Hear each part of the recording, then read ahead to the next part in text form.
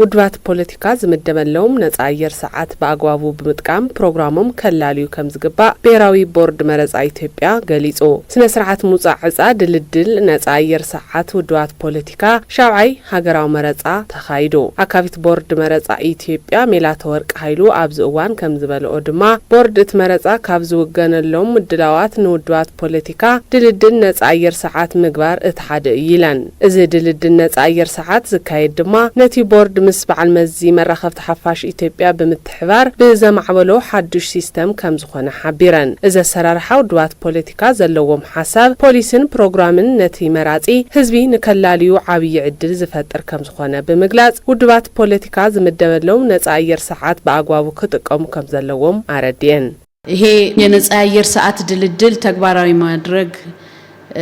ለፓርቲዎችን ብቻ ሳይሆን ለመራጩም እዚ ድልድል ነጻ አየር ሰዓት ተግባራዊ ምግባር ንውድባት ፖለቲካ ጥራሕ ዘይኮነስ ንመራጺ ህዝብውን ዝወዳደሩ ውድባት ፖለቲካ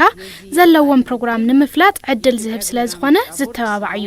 እዚ ድልድል ዕጻ ስራሕ ብሔራዊ ቦርድ መረጻ ኢትዮጵያ ብዘይሻራዊ ብናጻ መስርሑ ብጋህዲ ዘርእየሉ እዩ። ኩሎም ውድባት ፖለቲካ እንግዶት ተገይሩሎም ንኽመጹ ተጸዊዖም እዮም። ንሳቶም ኣብ ዘለውሉ ስነ ስርዓት ሙጻዕ ዕጻ ክካየድዩ ስለዝኾነ ድማ ፕራይም ታይም ዝረኽቡ ብዝወጽዕ ዕጻ እምበር እቲ ቦርዲ ወይ ከዓ ካልእ ትካል ኣምጺኡ ዝድልድሎ ስራሕ ከም ዘይኮነ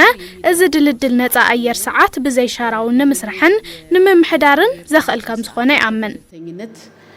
ለመስረትና ለማስተዳደር የሚያበቃ እንደሆነ አምናለሁኝ። ዋና ዳይሬክተር በዓል መዚ መራኸብቲ ሓፋሽ ኢትዮጵያ ሃይማኖት ዘለቀ ብግድአን እቲ ነጻ አየር ሰዓት እቲ መራጺ ህዝቢ ድምጺ ኣብ ዝህበሉ እዋን ኣብ ፍልጠት መሰረት ገይሩ ክውስን ዘኽእል ይለን እቲ ነጻ አየር ሰዓት ን47 ውድባት ፖለቲካን ተወዳደርቲ ውልቀ ሕጽያትን ብዕጻ ድልድል ከም ዝግበር እውን ተዛሪበን እዚ ድልድል እዚ እቲ መራጺ ነጻ ፍትሓውን ዲሞክራሲያውን ንክኸውን ልዑል አስተዋጽኦ ስለዝህልዎ ውድባት እቲ አየር ሰዓት ብልዑል ስምዒት ሓላፍነትን ክጥቀምሉ ድማ አረድየን። የመገናኛ ብዙሃን ባለስልጣን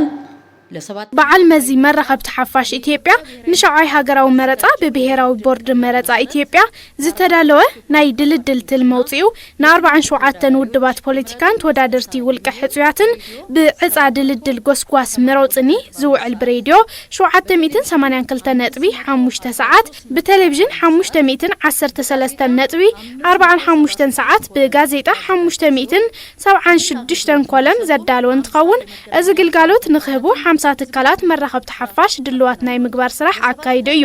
ንሻውዓይ ሀገራዊ መረጻ ዝተመደበ አየር ሰዓት ምስ ዝሓለፈ ሻድሻይ ሀገራዊ መረጻ እንትንጻጸር 10% ወሰኽ ኣለዎ። ነዚ ድማ እቲ መረጻ አሳታፊ ናጻ ፍትሓዊ ዲሞክራሲያውን ሰላማውን ኮይኑ ንኽካየድ ዝህልዎ ግደ ልዑል ከም ዝኸውን ዝእመን እዩ። ከፍተኛ እንደሚሆን ይታመናል።